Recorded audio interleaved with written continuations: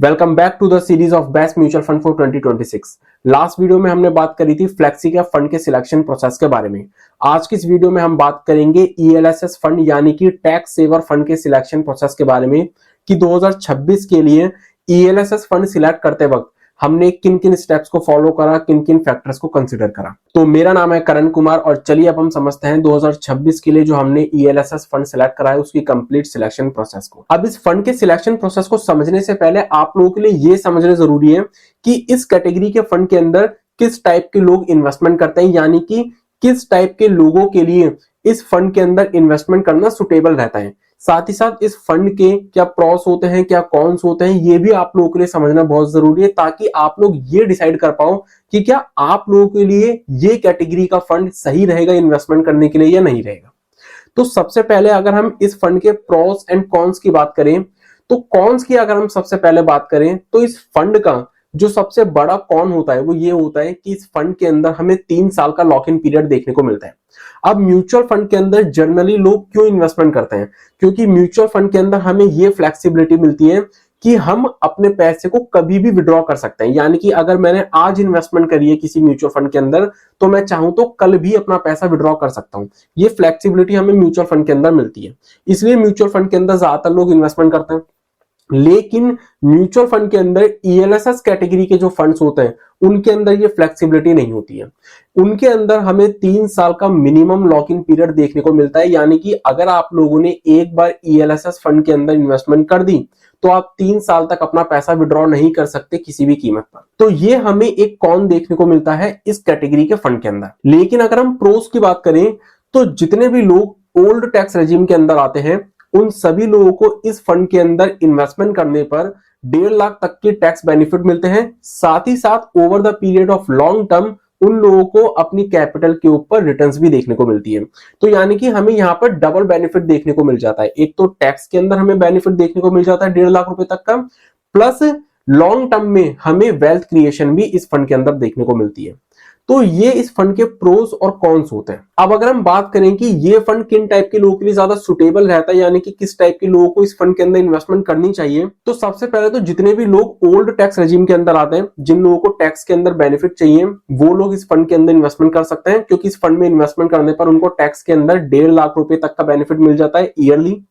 साथ ही साथ उन लोगों को over the period of long term wealth creation तो देखने को मिलती है। अब इसके अलावा जिन लोगों ने जस्ट स्टार्ट करा इन्वेस्टमेंट करना म्यूचुअल फंड के थ्रू, साथ ही साथ जो लोग पहले से म्यूचुअल फंड के अंदर इन्वेस्टमेंट करते आ रहे हैं लेकिन कंसिस्टेंटली इन्वेस्टमेंट नहीं कर पा रहे, यानी कि वो इन्वेस्टमेंट करते हैं, उनको प्रॉफिट दिखता है और वो अपने म्यूचुअल फंड को रिडीम कर देते हैं, तो ऐसे लोगों को भी इस फंड के अंदर इन्वेस्टमेंट करना चाहिए, इस कैटेगरी के फंड के अंदर इन्वेस्टमेंट करना चाहिए। रीजन बीइंग क्योंकि इस फंड के अंदर हमें 3 साल का लॉक इन पीरियड देखने को मिलता है।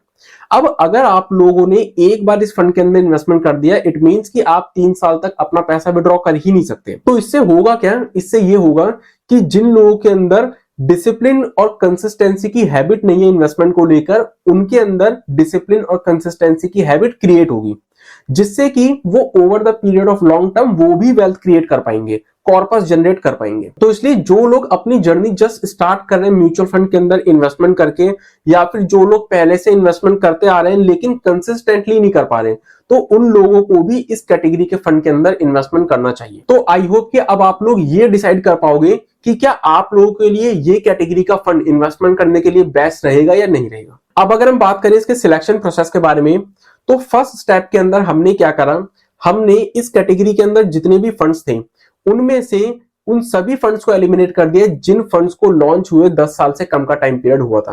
रीजन बीइंग क्योंकि हमारे लिए यहां पर यह बहुत ज्यादा जरूरी हो जाता है कि हम सिर्फ उन्हीं फंड्स को सिलेक्ट करें जिन फंड्स को मार्केट के अंदर ऑपरेट करते हुए एक अच्छा खासा टाइम पीरियड हो चुका है।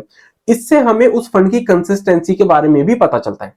तो इसलिए हमने क्या करा, हमने फर्स्ट स्टेप के अंदर उन सभी फंड्स को एलिमिनेट कर दिया जिनको लॉन्च हुए 10 साल से कम का टाइम पीरियड हुआ था। और जब हमने ये फिल्टर लगाया तो इस कैटेगरी के अंदर जितने भी फंड्स अवेलेबल थे उनमें से सिर्फ 23 फंड्स हमारे सामने शॉर्टलिस्ट होकर आए जिनको लॉन्च हुए 10 साल से ज्यादा का टाइम पीरियड हो चुका था। देन इसके बाद नेक्स्ट स्टेप में हमने इन 23 फंड्स की रोलिंग रिटर्न्स को चेक करा कि 1 साल, 3 साल, 5 साल, 7 साल और 10 साल के टाइम पीरियड में इन सभी 23 फंड्स ने बेंचमार्क के कंपैरिजन में कैसा परफॉर्म करा है। तो जब हमने इन 23 फंड्स की रोलिंग रिटर्न्स को चेक करा इन सभी टाइम पीरियड के अंदर, तो इन 23 में से सिर्फ 5 फंड्स हमारे सामने ऐसे निकल कर आए जिन्होंने 80 to 90% टाइम्स सभी टाइम पीरियड के अंदर अपने बेंचमार्क को बीट किया है। और वो 5 फंड्स जो हमारे सामने निकल कर आए वो निकल कर आए डीएसपी, क्वेंट, कोटक, टाटा और जेएम का ईएलएसएस टैक्स सेवर फंड। अब ईएलएसएस फंड्स भी एक बैलेंस्ड अप्रोच फॉलो करते हैं इन्वेस्टमेंट करने के लिए, यानी कि ईएलएसएस फंड्स के अंदर भी हमारा पैसा लार्ज कैप, मिड कैप और स्मॉल कैप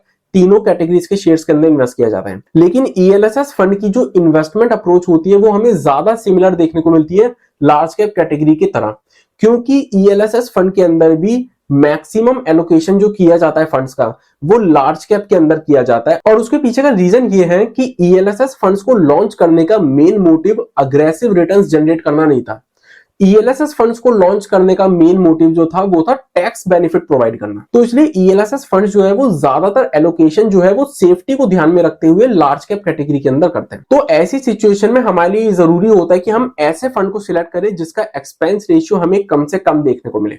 साथ ही साथ हमें ऐसा फंड भी सिलेक्ट करना है जिसका शार्प रेशियो हमें ज्यादा से ज्यादा देखने को मिले, क्योंकि ईएलएसएस फंड के अंदर जो मेन फोकस किया जाता है वो सेफ्टी के ऊपर किया जाता है। और सेफ्टी हमें कब देखने को मिलेगी? जब फंड जो है वो कम रिस्क ले रहा होगा।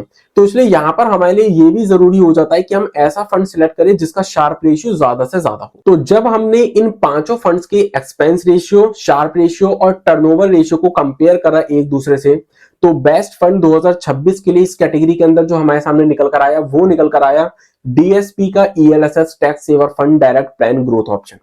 अगर हम इस फंड के एक्सपेंस रेशियो की बात करें तो वो हमें 0.69% का देखने को मिलेगा, जो कि इन पांचों फंड्स के अंदर सबसे कम नहीं है। अगर हम इस फंड का टर्नओवर रेशियो देखें तो वो हमें 32% का देखने को मिलेगा, जो कि अगेन इन पांचों फंड्स के अंदर सबसे कम नहीं है।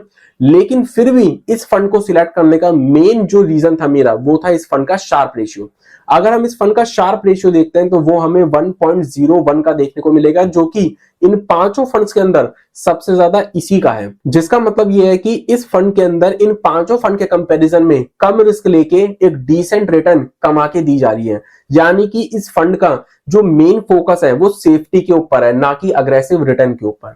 तो इसलिए 2026 के लिए यहां पर इस कैटेगरी के अंदर हमने जो फंड सिलेक्ट करा इन्वेस्टमेंट करने के लिए वो सिलेक्ट करा डीएसपी का ELSS tax saver fund direct plan growth option. अब आज की इस वीडियो में मैंने ये जो कंप्लीट सिलेक्शन प्रोसेस आप लोगों के साथ शेयर की है ईएलएसएस फंड के ऊपर, इस कंप्लीट सिलेक्शन प्रोसेस से रिलेटेड या फिर किसी भी पर्टिकुलर स्टेप से रिलेटेड अगर आप लोगों को कोई भी डाउट होता है तो आप हमें कमेंट सेक्शन में कमेंट करके पूछ सकते हैं। तो इसी के साथ आज की इस वीडियो को मैं यहीं पर कंप्लीट करता हूं। मिलते हैं नेक्स्ट वीडियो में नेक्स्ट कैटेगरी के फंड के साथ। तब तक के लिए stay healthy and stay wealthy.